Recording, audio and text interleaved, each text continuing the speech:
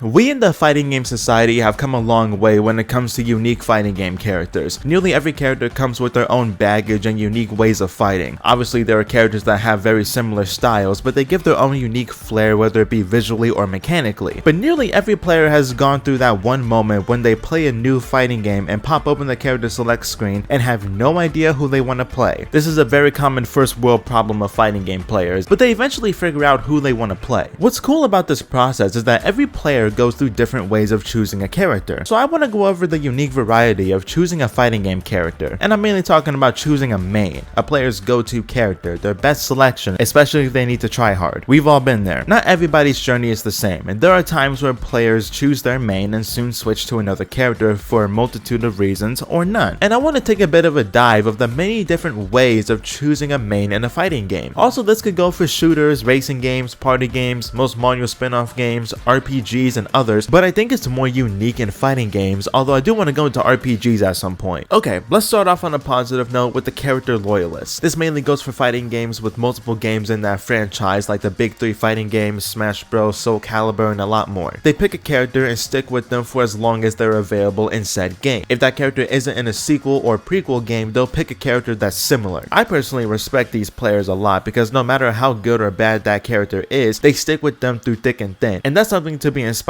by. You can have the greatest fighting game character of all time in one game and then transition to the next and have them be the equivalent of Dan Hibiki in every Street Fighter game he's in except Street Fighter 5 because he's really good in that game. They may play other characters every now and then, but when it comes to wanting to win, and mainly if they play ranked, expect them to pick up their day one and possibly throw you in a blender. Next up, we got the players who are looking for a specific style of gameplay, whether it be archetypes or fighting styles. They figured out what kind of gameplay they excel at, and that determines who they play in a fighting game. That character or number of characters could range from zoning out their opponent with projectiles, to command grabs after command grab, to rushing you down with immense pressure, or even just poking you with their feet. This also goes for fighting styles. These players don't have to specifically go for an archetype, but instead go for a certain style of fighting they find intriguing, whether it be orthodox and simple or just the most bizarre thing in the world, like Arakune. It could be the fighting style itself you're into, like the visual flair, or you might have a specific connection to said fighting style. For example, I really enjoy the Muay Thai fighting style, so Sagat or Fakun Ram are characters I can see myself looking at as possible characters to play in their respective games. Visual flair is a nice bonus to have if you want to have some drippy combos that do 15% of your opponent's health bar. This next topic is where I see myself working with when I'm playing a newer fighting game that I have zero history with, and that's looking for characters that are easy to use. Although I will say for easy characters, they're more so for the players that want to ease their way into the game and learn the mechanics and work their way around the gameplay. And it's possible that they'll move on to other characters that are more complex or stick with who they started with. And then there's the other side, which are the players who look for the hardest character to play. And it's basically choosing Nine the Phantom, any Mishima, or even Zeku, but these players want a challenge and they live in the training room to perfect their craft, and that's something to respect. Alright, let's be real. Everyone has been tempted to pick a character based on how they look design wise. These characters are eye candy, and everyone including myself is guilty of it. Now, eye candy initially seems like boobs are the only answer, but I've matured and that's not the only reason. Eye candy can literally be about character design, not just females. Do you like how this character looks? Well, they're right there for the picking and no one should judge you for that. But that doesn't take away the fact that sexy women in fighting games are inevitable and will get some of us eventually, if not all of us. Most of the time in fighting games, you'll come across a league of high tier characters at every corner. Sometimes you can't escape it no matter what you do, even though matchmaking is random, and we can't do anything about it except resisting the urge to rage quit. But what if you want a challenge and decide to pick your main based off of how weak they are compared to others? Low tier characters get a lot of flack because they aren't as strong as others, and hardly anyone chooses them as their main character because they don't want their feelings to get hurt. But we have to remember that any character can be great in the right hands, no matter what moveset you have to work with. Most of the time with low tier characters, you have to work a little bit harder to put out a convincing win, but these players do have the advantage of their opponent not being aware of the matchup because they don't see that character as often as top tiers or more popular characters, so they're not familiar with the moveset or how to counter said character. These players seek the thrill of being the underdog, underestimated, feeling like they have something to prove by playing characters that are living in the shadows of the popular group, and you cannot tell me it's not fun watching Cinderella stories at the biggest tournaments. I say that as we move on to the most interesting players, the tier sexuals. sexuals. I don't know who originally came up with that name, but if you're watching this, you're a genius. These players are the opposite of the underdogs because they prefer taking the easy route to the top. They rely on tier lists to determine how they play, live by the tier list, and hardly ever die by the tier list because the character does all the heavy lifting. They will stick with that character or group of characters until they get some hard nerfs and they aren't as good or overpowered as they used to be. And this also works in vice versa when a character in any tier lower than S tier gets promoted with a bunch of buffs. Depending on the game, tier sexuals will gravitate towards DLC characters because in recent fighting games, characters who get the power of DLC will be some of the better characters in the game, leaving the base roster in the dust, especially if those characters were running the show for a long time but would then get overpowered by a nature streamer girl. Next up on the list is something I would like to call an unhealthy obsession, hence why we transitioned to not my living room, but don't worry, this is temporary. I could be stuck on a billboard for all I know, so at least I'll be able to get something out of this. This is for the players who are deflecting their condition. They're aware of it, but have yet to come to terms of acceptance because there's nothing wrong with it even though they get shamed for it, although that's stupid because they could be tier sexuals, which is much worse than what I'm about to talk about. I shall diagnose these players with main characteritis. Now don't get this mixed up with the power of plot and being the main anime protagonist because you are most definitely not that guy. You buy the fighting game of your choice and you see one or multiple characters on the box art or whatever art you see if you're digitally buying. That's when you know that these characters are important in some way, shape, or form. In simple terms, you pick the main character no matter what. Ryu, any Mishima, Scorpion, Sub-Zero, or Liu Kang, any main character from a Nintendo game if you're playing Smash, or whoever is at the forefront of an anime fighter. Narukami, Ragna, Hyde, Soul Bad Guy, and a lot more. You can't help but play the main character. Sometimes you have to defend yourself for not expanding your horizons even though you're not required to. Their spot on the tier list doesn't matter, they just want to stick with the vanilla option, and that's something I respect, especially when there are a lot more snazzy and interesting options to choose from. This leads to our next topic, the characters who stand out in every character select screen. Don't worry about the fire, there was an accident, but that's not important right now. These players take a look around and they see a character that doesn't look like they're supposed to be here. Obviously every character has their own unique designs, but these ones are special, more likely to catch someone's eye regardless of how everyone else looks. Arukune from Blazblue, Bob fucking Richards, Yoshimitsu and the Bears from Tekken, King of Dinosaurs from KOF, Bo Raicha, one of my favorite characters in MKX, every single custom character in Jump Force including the bad originals. Guys, I promise, Jump Force is fun, it's just not good. These players look for something different, something outside the norm. The weird kid whose passion is rewatching Lightyear for no particular reason. They mean no harm, but they stand out and people feel weird picking them initially, but as time goes by, they get more comfortable with their selection and it becomes second nature. And generally they have the advantage of their character being one of the least played in the game, so it's a big time knowledge check and sometimes a free win depending on what game you're playing. I can't fight Yoshimitsu without getting a migraine. It's a miracle that I'm even alive. I'm pretty excited to get into this next topic. It's one of the most interesting aspects in every fighting game that 99% of players overlook. It's the best use of the question mark since it was created in the 8th century. Picking random seems cynical, but it's for those who love the thrill of taking risks, and that comes with playing a bunch of characters you have zero experience with. I have two different ways of looking at this, and there's definitely someone out there who's picked a main based on one of these two criteria. First up, booting up a fighting game for the first time, choosing the random option, and whoever pops up is the lucky winner. You could get a very solid character that allows you to learn the game's mechanics efficiently, or you could get a zoner and become everyone's worst nightmare. The second criteria is a lot more funny on paper, but could be detrimental to the brain depending on how it goes. This player is the random main. They pick random at all costs. No group of characters, no specific archetypes, just random selection every single time. This is true dedication to learning the game's mechanics and fundamentals, but a massive challenge because you have to learn nearly every single character in the game, their highs and lows. It's even worse with games that have huge rosters because that means more time in the training room, but this gives you the advantage of knowing every matchup that most players don't know. But the real question is if it's worth it. I couldn't tell you because I generally play 1 to 5 characters in every fighting game I play outside of Smash Ultimate, but luckily for my sanity, I'm a happily retired Ultimate player. I'm now suffering in Tekken 8, King of Fighters 15, and Street Fighter 6, so it all comes back full circle. Sometimes you don't need a gameplay reason to pick a character to main. Sometimes it's all about that personal connection through story or the game's lore. I feel like this is the least common way of picking a main because hardly anyone cares about lore or characterization in fighting games, which is unfortunate, but the ones who do really care. I'm definitely one of those players for a few games. Sometimes you just like a character based on their history or character development, and you feel a connection with that character or multiple characters. I definitely have that with Kanji Tatsumi and Rise Kuchikawa in Persona 4 Arena Ultimax. I love their gameplay, but I feel like I wouldn't wouldn't play them as much as I do if I didn't like their characters in Persona 4. Same thing goes for Big Band and Skullgirls. I just love his unique design and how he became this super smooth music machine. It feels nice to play a character that makes you feel any type of emotion that really affects you as a person, regardless if it's negative or positive. Either way, it affects you. Maybe I'm underestimating this aspect of character selection, but it's something I appreciate as a fan of character building and development.